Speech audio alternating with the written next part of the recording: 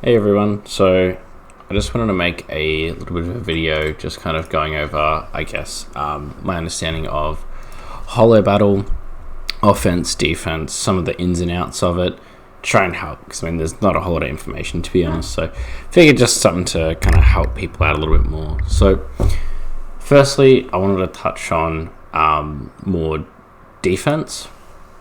So looking at, using my defense as a bit of an example here. This is super generic. You see everybody running this speed lead. The reason why I'm using this specifically is because I spent a long time farming Shadow Flame, whatever it is, to get a lot of speed on my Dahlia.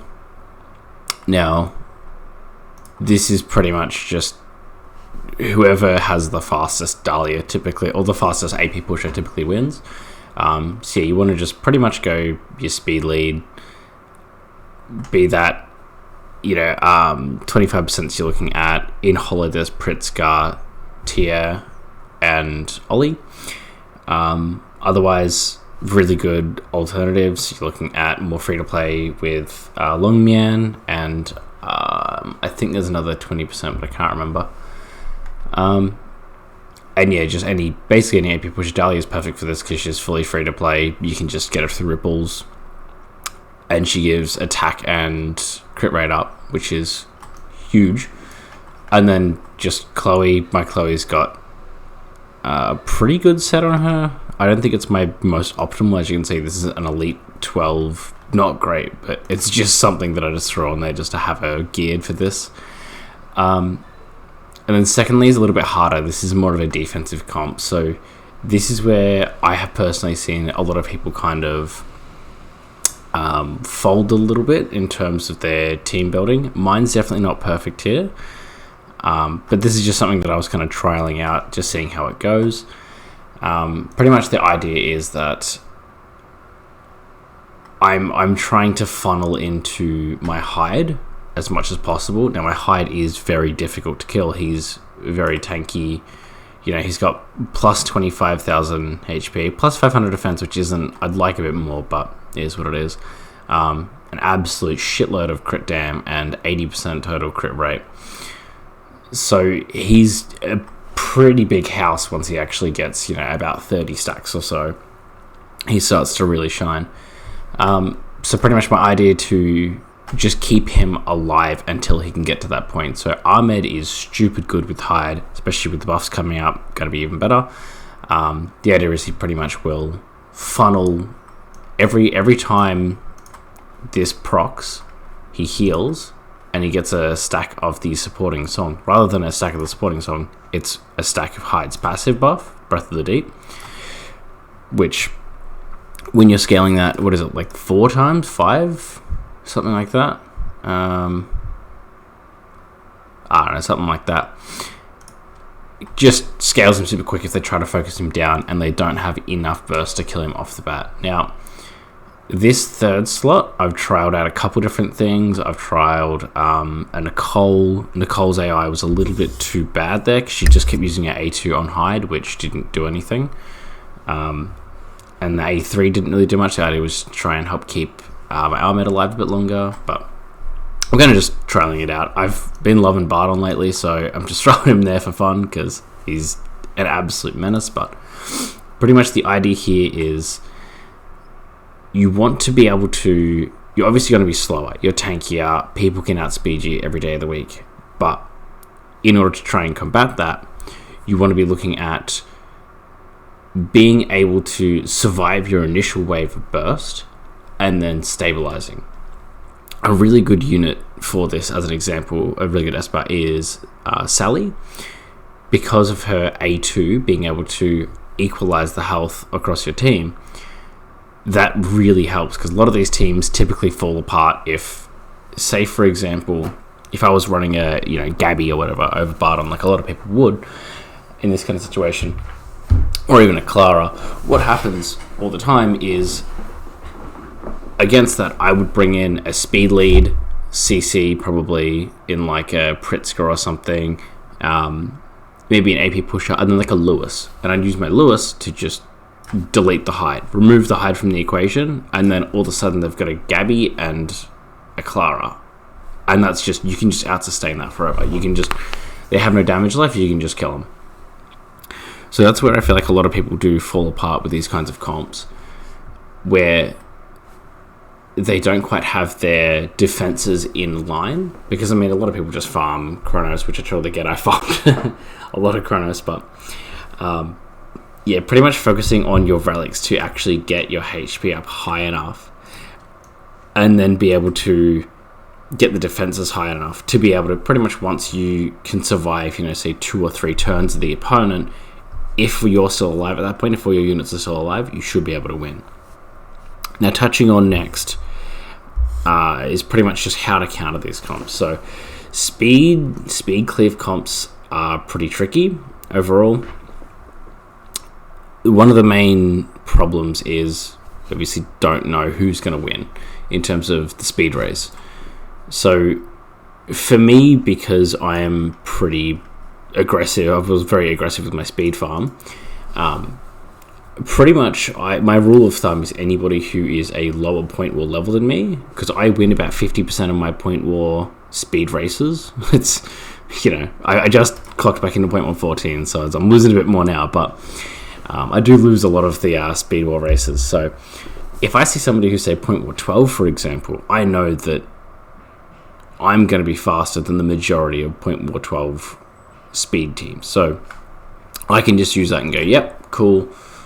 I run this exact comp in, or Drew, or Lewis if I just need to nuke one person, or like any combination. Sometimes I throw in Zora if it's going to be a bit of a longer, drawn out fight, and you know, typing matters more. Then yeah, Chloe's a bit more flex. Sometimes use Asenath over Dahlia if I want to just have something that's more tankier, going to last a bit longer, things like that. So that's something important to keep in mind. So if you reckon you're going to be faster, cool, absolutely go for it. Another little secret is you can actually check people's profiles, and they often have their Dahlia or their Asenath, their Clara. They often have them there with their relics set up on their page. If you just, you know, go back here, I click on this person, I challenge, click and hold, if it wants to work. There we go. View space. And then, you know, you can view people's espers here. So a lot of the time they have their AP pushes here for some silly reason. You can kind of check to see if you're going to win the speed race. So that's a bit cheeky. But it's a good way to kind of just gauge whether you're going to win. Now, the flip side is to approach it from a tank perspective and go, okay, what damage typing is their unit? And going for a counter at that. A good example is, say, if you have a Donor, a Sally, so you pretty much always want to be equal or better typing than their damage dealer. It also helps if they're like speed leads, say for example Ollie or Tia. If they are the same typing as their damage dealer, then it works out much better because you can just run more tanky teams into that with better typings. And they're going to do considerably less damage. They're going to AP manipulate or crowd control you a lot less frequently because of that. So that's something very important to keep in mind. And you can, pretty much if you have a good healer who can stabilize, something like that, a really good defensive support espers, they can just help level it, and then as soon as you get 1 to 2 turns, you can just win the fight from there. It's pretty convincing stuff. Now, in order to beat defensive comps, these are something that requires a little bit more, I guess, just understanding of typing and understanding of how you should approach, how you should prioritize certain targets. So, for example, in my comp, now, I don't think anybody has actually versed this comp in a long time. No, I've had one person verse me this month, and then it's almost a month ago now for the rest of them, when my defenses were completely different. But how I would personally approach this here is I would look to try and crowd control. So like, you know, stun, freeze, AP manipulate, Ahmed. And so Bardon is super duper susceptible to Dahlia. Dahlia just locks Bardon down forever. He never gets a turn if she gets to A2, A1, A2, A1. He just never gets a single turn. He's always permanently crowd controlled. So that Dahlia just locks him out of the game. Done. Easy. Now Hyde, I always approach Hyde with my personal Achilles heel now is Ophelia. Ophelia has just been ruining Hydes for me. My defensive comp in Point War just gets absolutely shit on by Ophelia every single time. She presses A3, Hyde immediately dies. No ifs, buts, or maybes. Doesn't matter if he has 50 stacks, 20 stacks, 0 stacks. He just dies. And then Ophelia can just clean up Ahmed afterwards. Super easy. Ophelia just ruins that. And you can just run a speed lead if you want. You could run a Gabby just for some extra defenses. You could run anything else as your third unit in that situation. Alternatively, again, single target damage. Tang Yun is very good into tanks. He's very, very good at killing Hydes, very good at killing Donars, especially because typing there. What are some other good units to keep an eye out for that are a little bit more free-to-play friendly? Sander is a monster in Point War, especially. Mine's not built super well, but if you have him built well, he is an absolute fucking house for killing people, particularly of the, like green typing. He just absolutely demolishes them. Drew can be very good as well. It can be a little bit risky because obviously you've got to rely on guaranteeing that first kill, but if you can get that, super duper good. That just cleaves and just instantly wins Point Wars, hollows all the time. But yeah, Tang Yun, again, ignore my relics. I'm missing a relic here. I chop and change my relics all the time at the moment. Tang Yun is absolute must, 6-star, 4 hollow for things like this. And now kind of just lastly, just wanted to touch on some other good kind of overlooked espers for Holobattle that I think are very cheap, very easy to use, very overlooked. Zhang Mian has become an all-star. Obviously, everyone's loved her. She's very good for typing and very good to go into tanky teams so they don't have a lot of cleanse.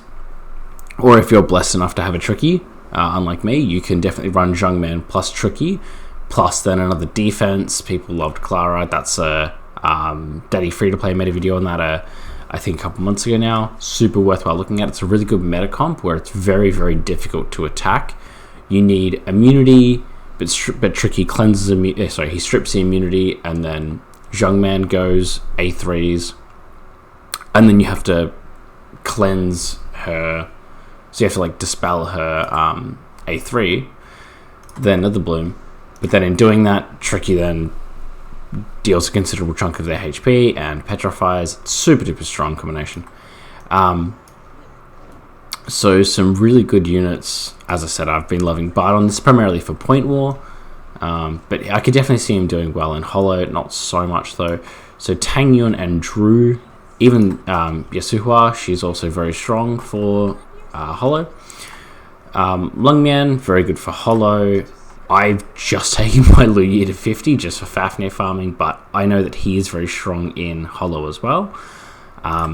Pritzker is... You don't need him 60. Definitely don't need him 60. He's primarily just for his 25% lead, but slapping, plus 100 speed, whatever relics on him, super duper strong for Hollow.